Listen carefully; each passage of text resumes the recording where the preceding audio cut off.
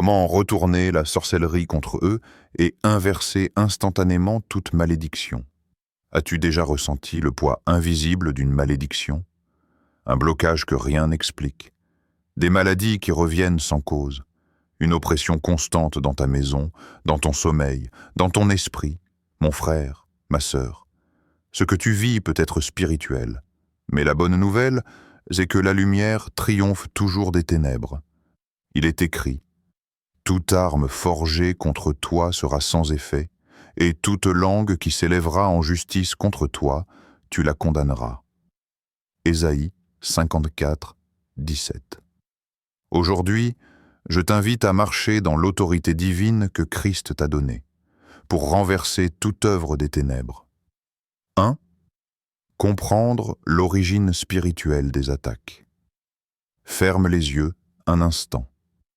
Ressens ce poids qui parfois t'entoure, invisible, mais réel.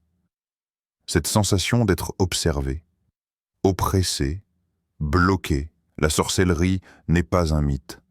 Elle est un système, une intelligence obscure, organisée, un réseau d'esprits altérés, de volontés corrompues, un voile tissé sur la vie des hommes pour détourner leur destinée. Il est écrit: car nous n'avons pas à lutter contre la chair et le sang, mais contre les dominations, contre les autorités, contre les princes de ce monde de ténèbres. Éphésiens 6, 12. Oui, ce que tu vis n'est peut-être pas juste une coïncidence. Tu n'inventes rien. L'ennemi agit dans l'ombre, mais la parole le dévoile. As-tu remarqué ces choses étranges, ces échecs répétitifs, là où tu devrais avoir du succès, ces rêves sombres, récurrents, des voix, des ombres, des pertes, des maladies qui ne cèdent pas. Peut-être même que ta famille entière semble touchée par les mêmes chaînes, comme si une main invisible bloquait leur avenir, leur paix, leur santé. Écoute la voix de la vérité. Mon peuple est détruit parce qu'il lui manque la connaissance. Osée 4:6. L'ignorance est un terrain fertile pour la malédiction. Et parfois, nous vivons liés sans le savoir, parce qu'un ancêtre a pactisé, parce qu'une blessure n'a pas guéri, parce qu'un mot, une alliance, une pensée a ouvert une porte.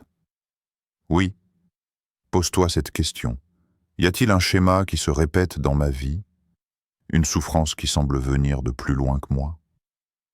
Regarde honnêtement, est-ce que tu te bats sans fruit?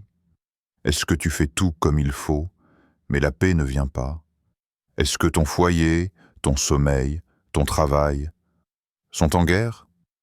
Peut-être que la source est plus profonde, plus ancienne. Peut-être que tu combats une guerre que tu n'as jamais déclarée, mais que d'autres ont commencé pour toi. Les malédictions paternelles sont comme un filet d'oiseau. Elles capturent sans faire de bruit. Proverbe d'Afrique de l'Ouest, il y a des alliances invisibles qui parlent contre toi. Des mots prononcés, des objets consacrés, des pactes faits dans la nuit. Et toi, tu en subis les effets, sans en avoir conscience. Mais ne sois pas dans la peur, car le Christ n'est pas seulement venu pour te sauver, il est venu pour te libérer. C'est pour la liberté que Christ nous a affranchis. Galates 5.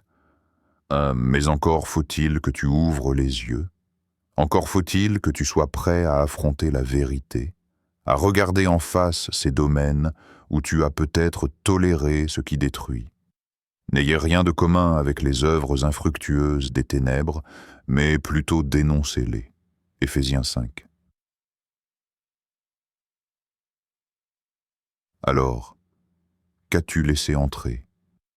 Une blessure d'enfance que tu caches encore, une jalousie entretenue, une amertume nourrie, une habitude qui semble inoffensive, mais qui nourrit l'ennemi, des objets spirituels dans ta maison, des musiques, des symboles, des portes ouvertes à l'invisible.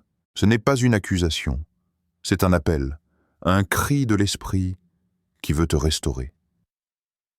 Quand l'esprit impur est sorti d'un homme, il va dans des lieux arides, cherchant du repos. Et n'en trouvant pas, il dit « Je retournerai dans ma maison d'où je suis sorti ». Luc 11, 24. Si tu nettoies sans combler, si tu renonces sans remplacer, les ténèbres reviennent. Et elles frappent plus fort. Alors, regarde bien. Pas avec la peur, mais avec la lumière de Dieu. Demande-toi, qu'est-ce que je tolère encore dans ma vie, qui n'a pas sa place dans la lumière de Dieu? Parfois, la sorcellerie ne frappe pas avec tambour et éclair. Elle se glisse doucement, sous forme de compromis. Une peur jamais déposée, une colère gardée, juste un peu, une parole dite dans l'amertume, un acte que tu dis sans importance. Mais tout cela ouvre des brèches, et le diable ne frappe que là où tu n'as pas mis le sceau du sang. Transition invisible. Le ton ralentit, s'assombrit un peu, pour glisser sans coupure vers la partie suivante. Voix off. Il y a donc des causes, des sources profondes à ces chaînes qui te retiennent. Mais il y a aussi un remède, un pouvoir, un feu et une autorité qui dépasse toutes les puissances des ténèbres. 2. L'autorité du croyant pour inverser les malédictions. Assez subi, assez courbé, assez enchaîné. L'heure est venue de te redresser. Lorsque tu es en Christ, tu n'es plus une victime. Tu deviens une arme, une épée vivante, un soldat de lumière brandi par le bras du Tout-Puissant. Voici, je vous ai donné le pouvoir de marcher sur les serpents et les scorpions, et sur toute la puissance de l'ennemi, et rien ne pourra vous nuire. Luc 10, 19. Écoute bien. Il ne s'agit pas d'une jolie promesse symbolique. C'est un mandat céleste, une autorité légale, spirituelle, éternelle, un décret gravé dans le sang de l'agneau. Toi qui es né de nouveau, tu as en toi le même esprit qui a ressuscité Jésus d'entre les morts. Tu n'es plus un réfugié spirituel. Tu es une forteresse en marche, une menace pour les royaumes de l'ombre. Celui qui est en vous est plus grand que celui qui est dans le monde. 1 Jean 4, 4. Tu n'es pas seul. Tu n'es pas faible. Ce que tu ignores, l'ennemi l'exploite. Mais ce que tu oses proclamer avec foi, le ciel l'honore. La sorcellerie n'a aucun pouvoir sur un croyant sanctifié. Car celui qui marche dans la lumière devient inaccessible aux ténèbres. Celui qui vit dans la vérité désarçonne les plans de l'ennemi. Et celui qui se tient dans l'esprit est couvert de feu. Le méchant fuit sans qu'on le poursuive, mais le juste est plein d'assurance comme un jeune lion. Proverbe 28. Regarde-toi maintenant, pas avec les yeux de la peur, ni avec les yeux du passé, mais avec les yeux de Dieu. Tu es un fils, tu es une fille, tu es héritier d'un royaume inébranlable, et chaque malédiction lancée contre toi doit se heurter à la forteresse du Christ vivant en toi. Déclare avec moi maintenant, à haute voix, sans crainte, sans honte, je suis couvert par le sang de Jésus. Toute malédiction lancée contre moi retourne maintenant dans les ténèbres d'où elle vient. Je suis libre au nom puissant de Jésus. Encore une fois, avec foi, avec autorité, je suis couvert par le sang de Jésus. Toute malédiction lancée contre moi retourne maintenant dans les ténèbres d'où elle vient. Je suis libre au nom puissant de Jésus. Tu ne récites pas une formule. Tu déclenches une guerre. Tu allumes une lumière dans les lieux obscurs de ton histoire. Et les ténèbres fuient, car la lumière ne discute pas avec l'ombre. Elle ne la supplie pas. Elle ne la négocie pas. Elle l'efface. Osez. Résistez au diable, et il fuira loin de vous. Jacques 4, 7. Tu es né pour résister, pas pour reculer. Tu es oint pour combattre, non pour t'excuser d'exister. Reprends ta position. Debout, esprit, âme et corps sous la bannière de l'agneau immolé. Et proclame: je suis un champ de feu, inaccessible aux flèches de l'ennemi. Tu es mon refuge, tu me garantis de la détresse, tu m'entoures de chants de délivrance. Psaume 32, 7. Le sang de Jésus n'est pas un symbole ancien. C'est une arme actuelle, vivante, active. Il parle encore. Il couvre, il protège. Il détruit les malédictions héritées et les pactes occultes. Quand tu dis « je suis couvert par le sang », tu n'exprimes pas une croyance. Tu déclares une réalité spirituelle qui secoue l'invisible. Les chaînes tombent, les portes se referment, les autels maléfiques s'éteignent. Et l'ennemi reconnaît qu'il ne peut plus s'approcher. Mais cette autorité n'est pas un habit du dimanche. Ce n'est pas un slogan de surface. C'est une vie, une marche, une sanctification quotidienne. La puissance ne réside pas dans les mots, mais dans la lumière qui habite le cœur. 3. Comment inverser les malédictions par la prière et la louange élève ton âme. Monte au-dessus du chaos, écarte les voiles lourds de la peur et laisse monter ton souffle vers le ciel. La louange brise les chaînes. La prière brise les malédictions. Ce n'est pas de la théorie. Ce n'est pas une jolie pensée. C'est un mystère divin que seuls ceux qui l'expérimentent comprennent. Lorsque tu ouvres ta bouche pour louer, les chaînes invisibles se désintègrent, les ruses de l'ennemi tombent en poussière, et les cieux se penchent vers toi. Résistez au diable, et il fuira loin de vous. Jacques 4, 7. Mais comment résister à l'ennemi si ce n'est par la parole de foi? Comment repousser les ténèbres si ce n'est par la lumière d'une louange sincère? Quand tu pries, quand tu chantes, quand tu déclares la grandeur de ton Dieu au milieu de la tempête, tu retournes l'arme de l'adversaire contre lui-même. Dieu siège au milieu des louanges de son peuple. Psaume 22, 3. Il siège. Cela signifie qu'il prend position. Il règne. Il intervient. Quand tu loues, tu invites la présence du roi au cœur de ta bataille. Et là où le roi entre, aucune malédiction ne peut rester. As-tu remarqué que les prisons spirituelles ne s'ouvrent jamais par des cris de panique, mais par des chants de foi? Paul et Silas, enchaînés dans la nuit, ont chanté. Et la terre a tremblé. Les portes ont cédé. Et les chaînes sont tombées.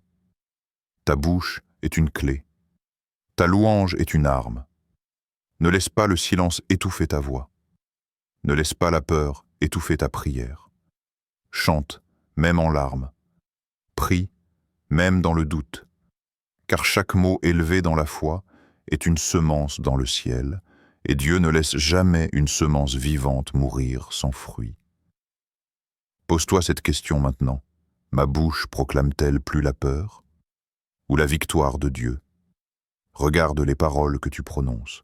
Observe ce que tu déclares sur ta vie, sur ton foyer, sur ton avenir. Car la mort et la vie sont au pouvoir de la langue. Si tu murmures la défaite, tu l'alimentes. Mais si tu proclames la victoire de Dieu, tu l'enclenches. Je t'invoquerai au jour de la détresse, et tu me délivreras, et tu me glorifieras. Psaume 50, 15. Commence dès maintenant. Là où tu es, pas demain, pas quand tu te sentiras mieux, maintenant. Commence à dire: Seigneur, je te loue pour ce que je ne vois pas encore. Je te bénis pour la délivrance en chemin. Je proclame que je suis libre, car tu es le Dieu qui libère les captifs. Je te loue parce que tu es fidèle, même quand mes yeux ne voient que l'ombre. Je te loue parce que tu n'as jamais perdu une bataille. et tu ne commenceras pas avec moi. Ta louange est un bouclier. Ta prière est un feu. Les sorciers peuvent murmurer, les esprits peuvent rôder, mais s'ils trouvent un cœur en prière, une bouche en adoration, ils fuient, car là où Dieu est glorifié, le diable est terrassé. Là où Dieu est invoqué avec foi, les malédictions sont dissoutes dans la lumière. Tu veux inverser les malédictions? Ne commence pas par crier contre l'ennemi. Commence par exalter celui qui l'a déjà vaincu. Sois élevé, ô Dieu, au-dessus des cieux, que ta gloire soit sur toute la terre. Psaume 57, 11. Quand ton esprit chante, ton atmosphère change. Quand tes genoux touchent le sol, le ciel descend. Et quand tes lèvres proclament la sainteté de ton Dieu, les fondations mêmes de ta vie sont purifiées. Tu ne combats pas seul, tu combats en alliance, tu chantes, et les anges combattent, tu pries, et les portes de l'enfer ne prévaudront point. La musique s'élève, comme un souffle qui monte, comme une vapeur d'encens. Le ton se fait plus intime, plus léger, mais toujours habité de puissance. Continue. Ne t'arrête pas. La louange t'élève au-dessus des malédictions, et la prière ouvre les fleuves du ciel. Même quand tu ne vois rien encore, Dieu agit déjà. 4. Reprogrammer ton esprit avec la vérité de Dieu. Regarde en toi. Regarde ce que tu crois. Et demande-toi, est-ce la vérité ou un mensonge déguisé? Les malédictions vivent dans le mensonge. Elles s'accrochent aux failles intérieures, aux mensonges hérités, aux phrases répétées depuis l'enfance. Je ne vaux rien, je suis maudit, je n'y arriverai jamais. Je suis comme mon père, comme ma mère. Mais la vérité libère. Vous connaîtrez la vérité, et la vérité vous affranchira. Jean 8, 32. La sorcellerie peut frapper ton extérieur, mais elle n'a aucun pouvoir sur un esprit renouvelé. Ce que l'ennemi veut, c'est ton accord mental. Il veut que tu valides intérieurement ces mensonges, pour que ces chaînes deviennent tes pensées. Mais aujourd'hui, Dieu te donne une arme, sa parole, et sa parole est une épée. Pas une plume, pas une parole douce, une épée à double tranchant. Elle tranche les mensonges, libère les souvenirs, détruit les forteresses mentales que l'ennemi a édifiées en silence. Hébreux 4, 12, paraphrasé. Tu veux inverser les malédictions? Commence par réécrire ton intérieur. Déclare chaque matin des proverbes de puissance, non comme des slogans, mais comme des semences vivantes, plantées dans le jardin de ton esprit.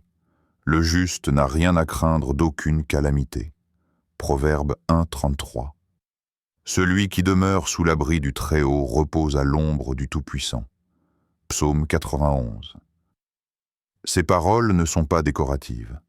Elles modèlent ton identité. Elles chassent l'esprit de peur, éteignent le feu du doute et réveillent l'image de Dieu en toi. Déclare avec assurance, « Je suis un enfant de lumière. Aucune œuvre de sorcellerie ne peut prospérer contre moi. Je suis béni de génération en génération. » Dis-le jusqu'à ce que ton âme l'accepte. Répète-le jusqu'à ce que ton esprit le proclame. Vis-le jusqu'à ce que ton atmosphère change. Car les malédictions n'ont aucun pouvoir sur un cœur rempli de vérité. Le mensonge te maintient captif, mais la parole te rend libre, libre d'aimer, libre d'espérer, libre de marcher dans ta destinée sans les chaînes du passé. Clôture. Appel à la transformation. Aujourd'hui, Dieu t'appelle, pas simplement à écouter, pas simplement à espérer, mais à reprendre le contrôle spirituel de ta vie. Il t'appelle à marcher dans la sanctification, dans la paix, dans la vérité, dans la victoire. Pose-toi cette dernière question. Et si la malédiction était l'occasion pour moi de me rapprocher de Dieu et de découvrir qui je suis réellement en Christ? Oui, peut-être que l'attaque a été réelle, peut-être que la souffrance a duré, mais elle ne définit pas qui tu es. Tu n'es plus une victime. Tu es un guerrier de lumière. Tu es né pour régner, non pour subir. Ce n'est ni par la force, ni par la puissance, mais par mon esprit, dit l'Éternel des armées. Zacharie 4,6. Alors, déclare-le, vis-le, marche dans cette vérité, et regarde comment les cieux s'ouvrent au-devant de toi. Abonne-toi. Partage cette parole avec quelqu'un qui a besoin de libération. Et souviens-toi, tu es né pour régner, pas pour subir.